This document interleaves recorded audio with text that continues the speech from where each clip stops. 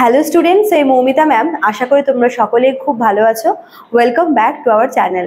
আজকে আমি তোমাদের 5th সেমিস্টার মেজর ইংলিশের পেপার 9 থেকে চার্লস ল্যামের 4টা এসের মধ্যে তোমাদের অলরেডি কিন্তু একটা আমি পড়িয়ে দিয়েছি। আজকে আমি সেকেন্ড এসে, যার নাম হচ্ছে নিউ ইয়ার্স ইভ। ঠিক আছে, এর উপরেই কিন্তু তোমাদের আজকের ক্লাসটা আমি ডিসকাস করবো। তোমরা দেরি না করে শুরু করে দিই আজকের টপিকটা। দেখো, তোমরা টাইটেলটা শুনে বুঝতে পারছো যে নিউ ইয়ার্স ইভ। ঠিক আছে, মানে নতুন বছর নিয়ে ল্যাম্বের যেটা আর কি ওপিনিয়ন বা তার যেটা ভাবনা, সেটাই কিন্তু তিনি এই এসেটাই লিখেছেন। দেখো কি বলছে। Charles Lamb's essay New Year's Eve is about his thoughts and feelings when a new year begins. তো নতুন বছর শুরুতে দেখো প্রত্যেকের কিন্তু বিভিন্ন রকমের ফিলিংস কাজ করে। হ্যাঁ, কেউ নিউ ইয়ারকে খুব ভালোভাবে ওয়েলকাম করে, কেউ নিউ ইয়ার নিয়ে অনেক কিছু তার মধ্যে হচ্ছে এক্সাইটমেন্ট কাজ করে। তো চার্লস ল্যাম্বের বেসিক্যালি এই যে নিউ ইয়ার যখন শুরু হয়, সেটা নিয়ে তার যে পার্সোনাল থটস বা ফিলিংস, সেটাই কিন্তু তিনি এই এসেতে লিখেছেন। দেখো কি বলেছেন। Instead of joy and excitement, Lamb feels sadness and fear. দেখো, নতুন বছরটাকে কিন্তু সবাই খুব ভালোবেসে খুব আনন্দের সাথে ওয়েলকাম করে, কিন্তু চার্লস ল্যাম্ব এই যে তার মধ্যে কোনো জয়, কোনো এক্সাইটমেন্ট কিচ্ছু নেই, বরং কিন্তু তার মধ্যে মানে তিনি এই নতুন বছরটাকে তিনি কিন্তু ভয়ের সাথে এবং দুঃখের সাথে কিন্তু ওয়েলকাম করছে। মানে নতুন বছর শুরু হওয়া মানে তার কাছে একটা ভয়ের বিষয়, একটা দুঃখের বিষয়। কি বলছে। Most people celebrate the new year with happiness, but Lamb sees it as a reminder that life is short. দেখো, এটা কিন্তু একটা ফিলোসফিক্যাল একটা কনসেপ্ট এখানে, যে যত বছর এগোয় তত কিন্তু আমরা একটু একটু করে মৃত্যুর দিকে এগিয়ে যাই, তাই না? তো একটা নতুন বছর চলে যাওয়া মানে আমরা মৃত্যুর দিকে একটা বছর এগিয়ে গেলাম। তো ল্যাম্ব ওটাই বলছে, যেখানে বাকি সবাই নতুন বছরকে ভীষণ এক্সাইটমেন্ট থাকে তাদের মধ্যে, তারা ভীষণ আনন্দ করে, অনেক কিছু প্ল্যানিং করে, ভালো করে সেলিব্রেট করে, সেখানে ল্যাম্বের মধ্যে কিন্তু একটা ভয় কাজ করে, একটা দুঃখ কাজ করে। তিনি মনে করেন যে এই একটা নতুন বছর চলে যাওয়া, আরেকটা নতুন মানে একটা বছর চলে গিয়ে নিউ বছর আসা মানেই কি, এটা একটা রিমাইন্ডারের মতো, যেটা তোমাকে বলবে যে আসলে আমাদের জীবনটা কি ভীষণ ছোট, এবং এই যে একটা বছর আমরা পার করে নতুন বছরে পদার্পণ করলাম, এটা মানে কি যে আমরা কিন্তু আস্তে আস্তে জীবনের মানে মৃত্যুর দিকে আমরা কিন্তু এগিয়ে যাচ্ছি। ঠিক আছে। He writes that every year that passes tax away one more year from his life. তিনি মনে করেন যে এক একটা বছর যেটা তার জীবন থেকে চলে যাচ্ছে, এই এক একটা বছর কিন্তু তার জীবন থেকে মানে একটা বছর নিয়ে নিচ্ছে। মানে নতুন বছর মানে পুরনো বছর চলে যাচ্ছে, পুরনো বছর চলে যাওয়া মানে কি তার জীবন থেকে একটা বছর অলরেডি কেটে যাচ্ছে। ঠিক আছে। The thought of death troubles him. এবারে তার মধ্যে কিন্তু এই মৃত্যু ভয়টা খুব বেশি দেখা যাচ্ছে। মানে তিনি কিন্তু দেখো মৃত্যু নিয়ে অনেক পোয়েট্রি অনেক কিছু লিখেছে। তোমরা তোমাদের সিলেবাসে দেখতে পাবে। কিন্তু চার্লস ল্যাম্ব যিনি আছেন, উনি কিন্তু মৃত্যুকে খুব ভয় পান। মানে তিনি এই যে মৃত্যুর যে ভাবনাটা, এটা তাকে কিন্তু ভীষণ ভয় পাওয়ায়। ঠিক আছে। He is not afraid of pain or sickness, but he fears the idea of not existing. দেখো, আমরা মানুষ, আমাদের কিন্তু জ্বর জ্বালা থাকেই। ঠিক আছে। তো এই যে দুঃখ কষ্ট বলো বা অসুস্থতা, এই সব কিছুতে তার কিন্তু কোনো ভয় নেই, বা তিনি এসব নিয়ে অত মাথা ঘামান না। কিন্তু নট এক্সিস্টিং মানে এই পৃথিবীতে থাকবোই না, মানে কি একেবারের জন্য চলে যাব পৃথিবী ছেড়ে, এই কনসেপ্টটা, এই আইডিয়াটা তাকে কিন্তু ভীষণ ভয় পাওয়ায়। ঠিক আছে। He cannot imagine himself gone from the world. The silence of death and the thought that he will no longer see people, places or things he loves make him deeply unhappy. এবার তার কাছে কি মনে হচ্ছে, তিনি মনে করেন যে নতুন বছর আসা মানে একটা জীবন, তার মানে একটা বছর তার জীবন থেকে সরে যাচ্ছে, একটা বছর তার জীবন থেকে কেটে যাচ্ছে, এবং তিনি মৃত্যুর দিকে আস্তে আস্তে এগিয়ে যাচ্ছেন। তিনি কিন্তু এই যে অসুস্থতা বলো বা দুঃখ পাওয়া, কষ্ট পাওয়া, তিনি কিন্তু এসব নিয়ে অত বেশিও মাথা ঘামান না।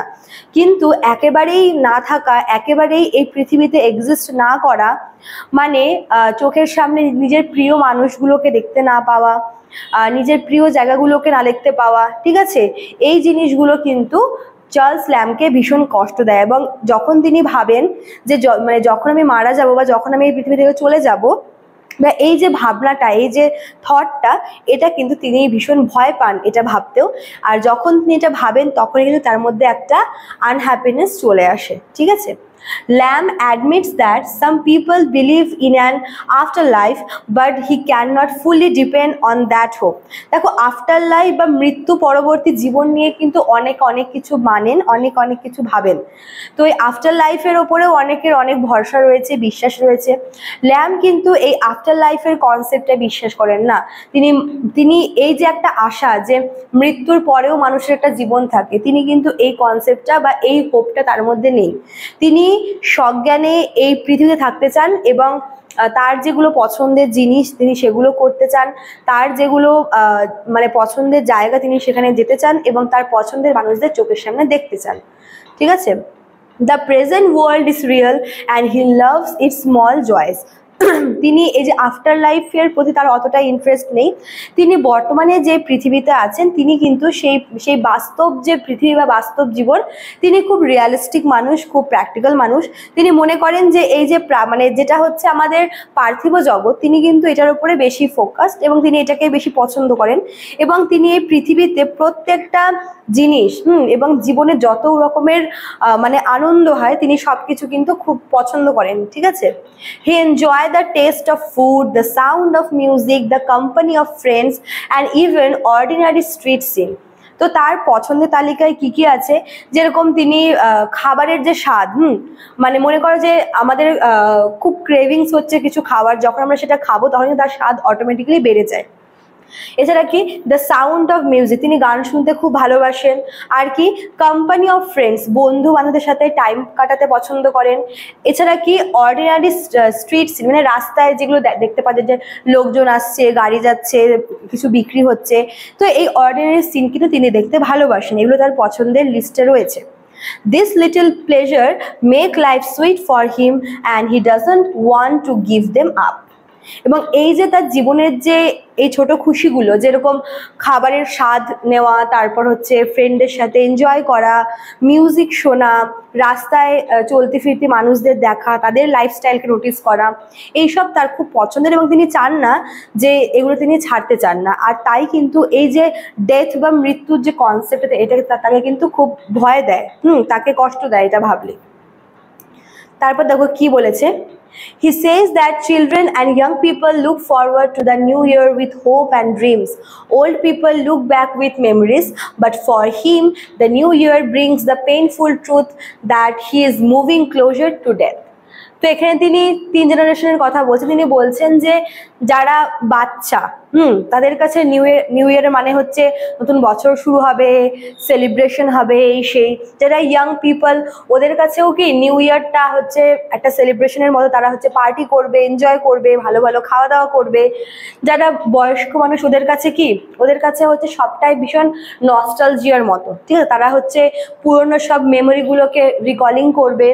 কিন্তু চার্লস ল্যাম্বের কাছে এই নতুন বছরটা কিন্তু একটা পেইনফুল ট্রুথ তার কাছে নিয়ে আসে যে তিনি কিন্তু তার মৃত্যুর দিকে আস্তে আস্তে এগিয়ে যাচ্ছে।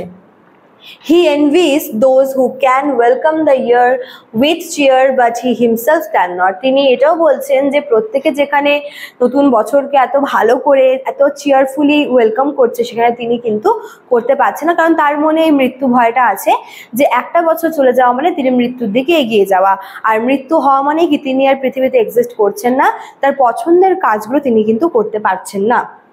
In the end, Lamb's essay shows his deep love for life. তো দেখো জীবনকে কিন্তু অনেকে মানে জীবন দেখার দৃষ্টিভঙ্গি প্রত্যেকে আলাদা রয়েছে। কেউ মৃত্যু ভয় পায়, কেউ পায় না। কিন্তু এখানে হচ্ছে ল্যাম্ব কিন্তু তার জীবনের যে মানে প্রত্যেকটা জিনিসকে তিনি খুব ভালোবাসেন এবং তিনি এই যে তার জীবনের প্রতি তার যে একটা ডিপ লাভ, মানে তিনি জীবনকে খুব ভালোবাসেন।